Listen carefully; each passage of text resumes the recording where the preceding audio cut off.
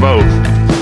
Your boat. Our boat. It's a mess. Hey guys, this video is by request. So here it is, our blue water boat tour of our West Sail 32. What even is a blue water boat? And why did we choose this one? We're going to answer those questions. We're also going to give you a peek into some of the projects we've been working on lately and let you know what list of projects we're wanting to complete before we depart here shortly. So let's go. We'd like to formally introduce you to SVCoddiwomple. She is a 1972 West Sail 32. Yes, y'all, she's about to find adventure in her 50s. Just about everything on board has been replaced or revamped over the last 4 years, and she's nearly ready for our upcoming passage from Texas to the Florida Keys. So why this boat? When we started looking for a boat, we knew we had dreams of long-distance travel, so we needed a boat with the same dreams. That's where this term blue water comes in. So what makes a boat a blue water boat, rather than just a coastal cruiser? Among the ranks of blue water sailboats, you'll find Island Packets, Tartans, Tayanas, Hallberg Rassies, Hans Christians, Pacific Sea Crafts, and our little West Sail, among many others. These boats are built with long, deep water passages and heavy seas in mind. The design and features make for smoother, safer sailing offshore. Let's take a look at what makes Coddiwomple ocean-worthy. Being that a blue water boat will spend long stretches of time away from land, storage is a priority. Coddiwomple carries 80 gallons of diesel and 70 gallons of fresh water, in addition to the jerry cans we'll have on deck. She also has a great deal of storage for a boat her size, so this brand of tiny living still provides plenty of oddly shaped compartments for storing food, tools, and spare parts. She has a heavy-built, solid fiberglass hull with a full keel and heavy ballast. What exactly does that mean? Solid fiberglass means 2.5 inches of layered fiberglass material and epoxy instead of a sandwich-style construction with a balsa wood or foam core. She weighs almost 20,000 pounds, with 7,000 pounds distributed along the length of the boat. To put that in perspective, other similar-sized sailboats weigh in around 8,000 to 10,000 pounds, with 3,000 pounds of ballast and a fin-shaped keel. A long, wide keel improves speed in heavy seas and greatly increases the stability and safety of the vessel. Her bulkheads are also solid wood. These walls stretch from one side of the boat to the other and reinforce the deck and hull. This overall design determines how the boat moves through the water and helps determine its comfort ratio. The comfort ratio is a formula used to describe how comfortable the boat is at sea with bigger waves and swells. A score of under 20 is found in racing boats, 20 to 30 for coastal cruisers, 30 to 50 for a blue water boat, and anything above 50 is for heavy weather offshore navigation. Most offshore cruisers want a boat with a ratio of at least 30 to 35. Coddiwomple scores a more than respectable 43. She also has a skeg-hung rudder. In addition to protecting the prop from collision and debris in the water, it means improved handling and more sturdy attachment to the hull, so less chance of warping or bending. Narrower width or beam is also a characteristic of a blue water boat. Open concept is not a safety feature offshore. For lack of a better way to say it, the shorter the distance you can fall, the better. And we've also got grab rails throughout the boat that give you a third point of contact when moving around the cabin. A small cockpit means it holds less water when we take waves over the side, and again, you're more contained with less distance to fall. Bulwarks are the short walls around the edge of the deck that help keep water out and offer another layer of protection as opposed to tow rails found on most sailboats. Any boat has its pros and cons, and we had to decide what was most important to us. We chose seaworthiness as a priority and sacrificed things like overall size, amenities, and cockpit size in order to stay within our budget. Budget is now a rather hilarious word after everything we've done to this boat. Now that you've seen some of the reasons we chose this boat, let's get to the tour. Coddiwomple is cutter-rigged, with 2 sails forward and a mainsail. This is different from the sloop-rigged sailboats that I grew up sailing, with 1 sail forward and 1 mainsail. She has tiller steering and a wind vane that is our incredible, no electricity required autopilot. Let's check out the interior.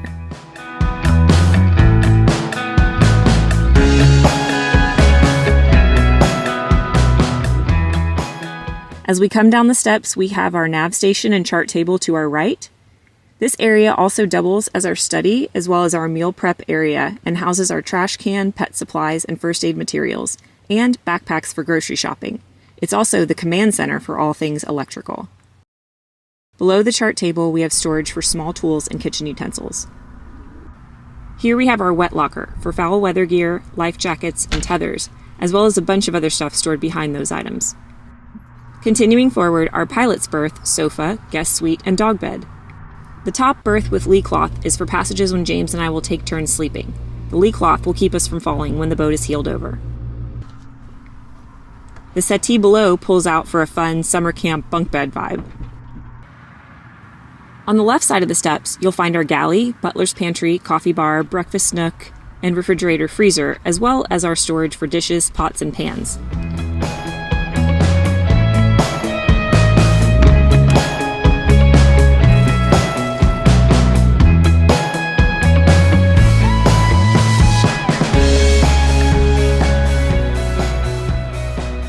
These rails keep everything contained when we're underway.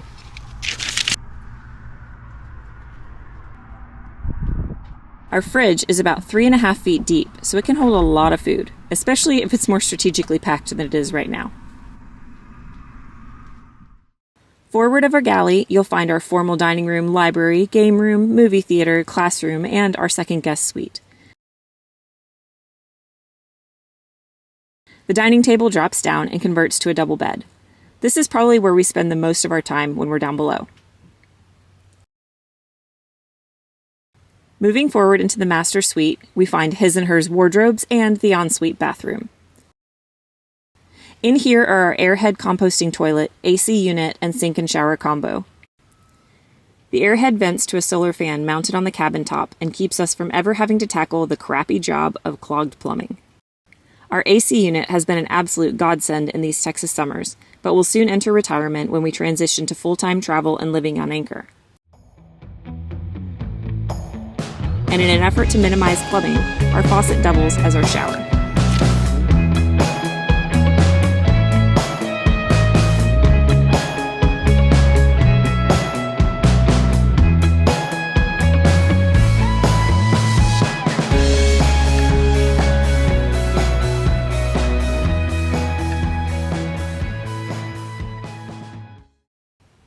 All the way at the front of the boat, the master bedroom sits atop the chain locker for the anchor chain, scuba tanks and scuba gear storage, linen closet, and a whole bunch more storage space. We also have clothing storage along the side and fishing rod storage overhead. The V-berth or forward berth is much higher in this boat than in most other boats, which means less headroom, but moving it higher means it sits further forward in the boat and we gain an extra foot or so of living space in the main part of the cabin. Over the summer, we've been working hard to balance our regular jobs, ordering supplies, cleaning out the boat, and completing projects, all the while trying to build up our savings account. We've installed a new anchor and remarked our chain, so we know how much we've let out instead of just guesstimating like we have been.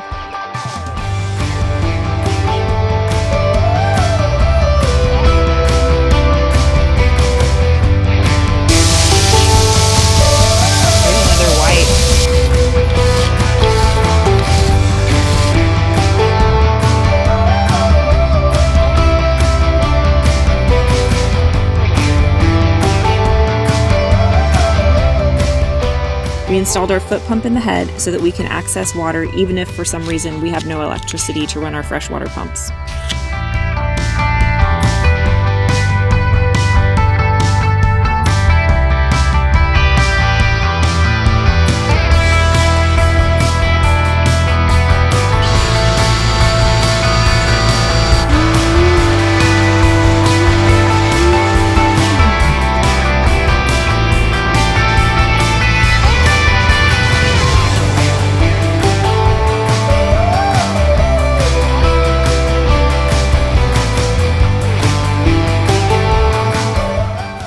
We replaced the chain pipe cover on the bow since its cover was lost and we had no way to keep water out.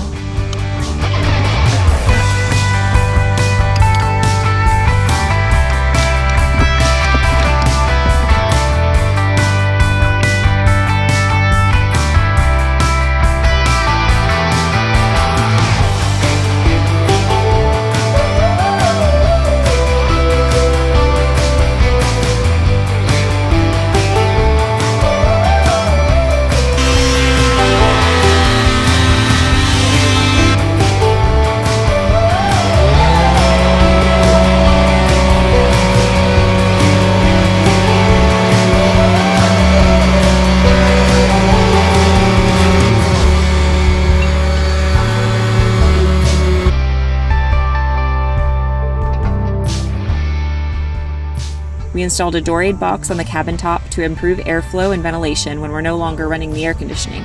We installed an extra USB charger on the electrical panel.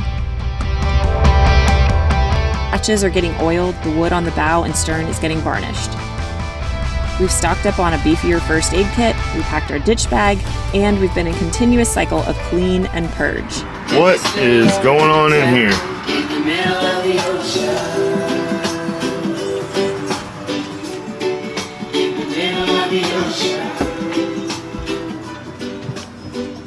Hey, what happened to my boat? Your boat, our boat. It's a mess. Why? Because we're cleaning out, we're purging today. We're gonna do other boat projects, and then we just sort of started getting carried away with like cleaning and cleaning out. And we have so much stuff we just don't even need. Like, look at all this hose. We would do a project and then have leftovers and then be like, we should keep this. This is important. This is useful. We need this and this and this and this. So like we have, this is not just our only what's in here? Stash of spares. This is an extra special, carefully sealed bag of old dirty ropes. I haven't seen that in years. Yeah. But it looks like brains. When we put it together, guts. we were probably like, this is really important. Like, we have extra lines everywhere on this boat, but we specially sealed these. We had 2 of these, and we were like, we don't need 2. So everyone needs 2, don't they? And then we kept this one, like, we might hook this up one day, but we have wind vane steering. I don't know why we need an electric tiller master. We're, I don't want to call us hoarders, but we have a bad case that we might need this later. We need storage space more than we need a second backup. So what's left? We have 2 big projects on the list. We've ordered more solar panels and we took the plunge and got Starlink. So those 2 things will need to be installed. We realized that working remotely without reliable internet was going to be a real challenge, so we're going for it. Stay tuned for that installation video. Other than that, the wood needs a few more coats of varnish. We may do some paint touch-ups. We ordered a drone, so you'll probably get to watch us crash a few times before we get the hang of it. We'll double check our inventory of spare parts, and we'll haul the boat out one more time for a bottom check and new zincs. Like the video? Find us on Facebook, Instagram, and Patreon. And don't forget to hit that subscribe button to keep up with all of our adventures. Hey, has anyone ever asked you how many square feet we live in? Yeah, I don't remember what I told them. I was like, it's like a hallway in the floor. Yeah, that's what I told them. And I'm like, I don't know, maybe it's 40 feet, but we've never actually measured it. Let's find out what it is. You want to? Yeah, they say a tiny home is anything less than 500 square feet. 500? 500. We're way smarter than that. Let's see. All right, let's see. And we're just measuring like the walkable space. Right. I mean, we got more space. Let's see. Make sure it's straight and accurate. Oh, by the way, this is my hangout spot where the boat's the tightest. Yeah. Where you're always in my way. Yeah. That place? What does that say? I don't have my contacts in. 14. That is right at 15 feet. All right, what is that? 2 feet. 2 feet. So I was wrong. We got 30 square feet of living area. We got 30 square feet of walking area. Of walking area.